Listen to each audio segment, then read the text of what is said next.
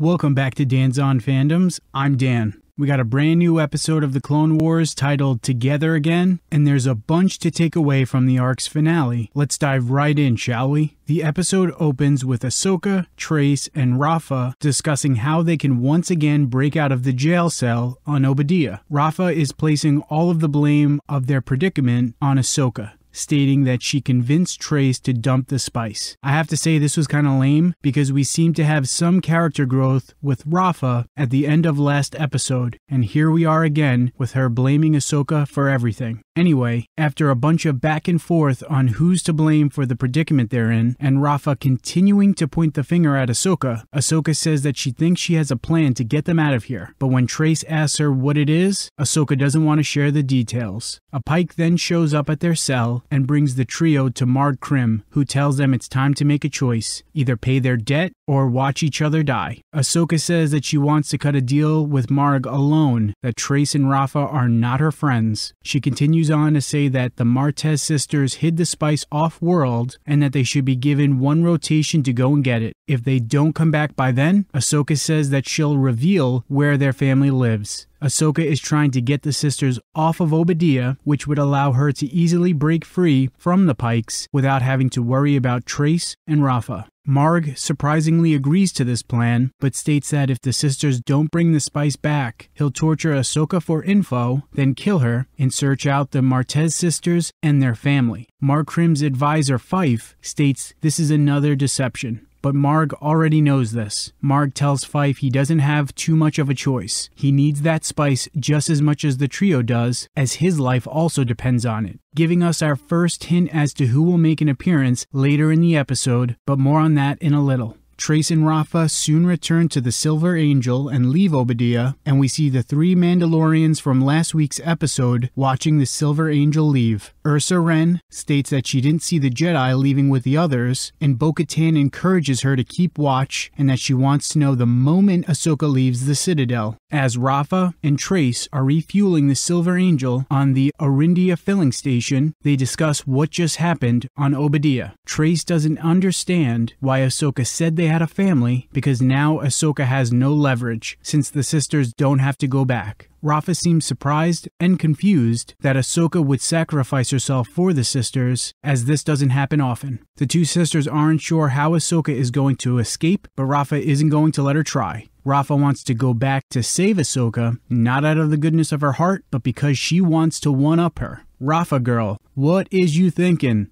We then return to Ahsoka, who's broken out of her cell by using the Force and has found her way to the spice refinery. While wandering around, she finds an armory and stocks up on some thermal detonators. Back to Rafa and Trace, who now have come up with a plan and are flying to a Pyke spice landing platform and are going to call and tell them that they're coming in for a pickup. Their plan is to steal spice from the Pykes to then give it back to the Pykes in exchange for Ahsoka. Once on the ground, Rafa's plan is to press the Toon workers to be pushy and get them to just give her and Trace the spice without any questions or pushback. We then cut back to Ahsoka on Obadiah, where she's placing detonators on spice silos in the refinery. While sneaking around, she comes across Marg Krim having a secret meeting with a hooded hologram, and Marg is attempting to assure the hooded individual that things will still proceed without delay. As the hooded hologram turns, we see that it is none other than Maul, the Crimson Dawn Syndicate leader and former Dark Lord of the Sith. Maul lets Marg know that if there are any more delays, Crimson Dawn would be happy to take over his operation. After Solo premiered, it wasn't exactly clear as to when Crimson Dawn began. We now know, however, that Crimson Dawn came into being not too long before Order 66 and the Siege of Mandalore, and most likely shortly after Maul escaped his imprisonment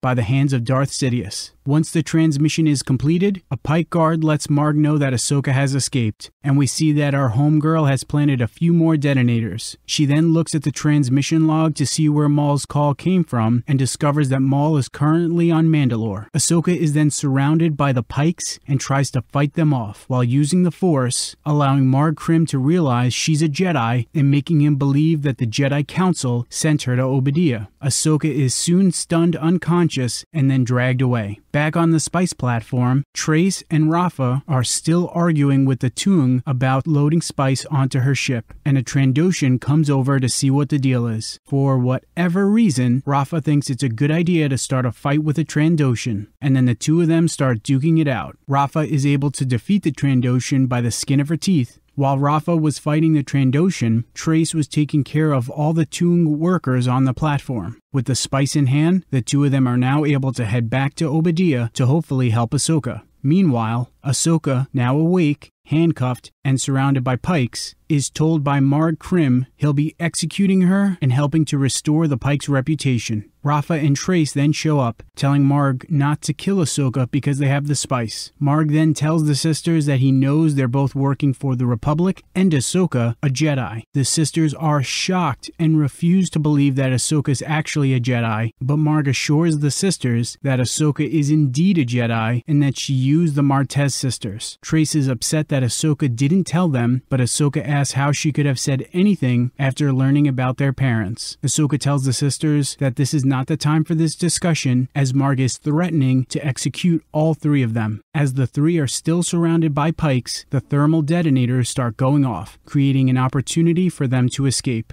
The trio get to the Silver Angel and take off, as the Mandalorians take notice and the Pykes follow them in 3 ships. Ahsoka shoots 2 of the ships, but the Pykes are still able to take out the Silver Angel's gun and its rear deflectors. Trace turns the ship around so they are flying directly at the last Pyke ship. She plays a game of chicken with it until at the very last moment banks right, causing the Pyke ship to fly into a mountainside. As the trio leave Obadiah, they are unknowingly trailed by the 3 Mandalorians, but they're able to make it back to the sisters' home on Coruscant. Ahsoka believes that the Pykes will leave the sisters alone as they think that Ahsoka was working for the Jedi. Rafa and Trace question Ahsoka's motives for not telling them that she's a Jedi, along with her reason for leaving the Jedi Order, and also wonders if Ahsoka is going to turn them in for smuggling. Ahsoka assures them that she's no longer a Jedi, that she won't turn them in, and that her reasons for leaving the Jedi Order are complicated. Trace admits that she and Rafa got in over their heads and that Ahsoka was the reason they got out alive. She says that Jedi or not, she still considers Ahsoka a friend. As they're chatting, the 3 Mandalorians show up, with bo-katan taking the lead. Ahsoka encourages the sisters to get behind her as she recognizes this warrior she once met on Karlak. Bo-katan tells Ahsoka not to worry, as Death Watch is gone, but they do now have a common enemy in Maul. Bo-katan tells Ahsoka that she needs her help. Trace encourages Ahsoka to go, while Ahsoka says that if she does go this route, she's afraid of where it might lead. Rafa encourages her to go as well, as it's what Ahsoka is meant to do, and Trace agrees. Ahsoka decides that she's going to join Bo-katan and the Mandalorians, but asks to leave her bike at Trace and Rafa's shop just in case. The final shot of the episode is of Trace and Rafa, arm in arm, watching the Mandalorian ship leave Coruscant with Ahsoka on board, thus concluding the arc. All in all, I think the arc was a decent one. It had the feel of other arcs throughout the series, ones that are enjoyable and entertaining, but didn't blow me away. There were some things during the arc that felt a little weird, like Rafa finally accepting blame for their situation at the end of the previous episode, only to have her revert back to blaming Ahsoka at the beginning of this one. However, this arc did a good job of showing 2 things. 1, that the Jedi are not viewed by every citizen in the galaxy as good guys and keepers of the peace, which is something that's come up multiple times throughout this series. If nothing else, Clone Wars has done a really good job of showcasing how the Jedi of the Clone Wars era have really lost their way. They've deviated from the path of being peacekeepers of the galaxy to being generals and soldiers willing to do some questionable things at times in an attempt to defeat the Separatists and the Sith. Additionally, the arc began with Ahsoka feeling lost and questioning whether she made the right choice in leaving the Jedi Order. By the end, she seems to feel much more confident in her decision and is starting to realize that she can still do good and help those in need even if she's no longer a Jedi.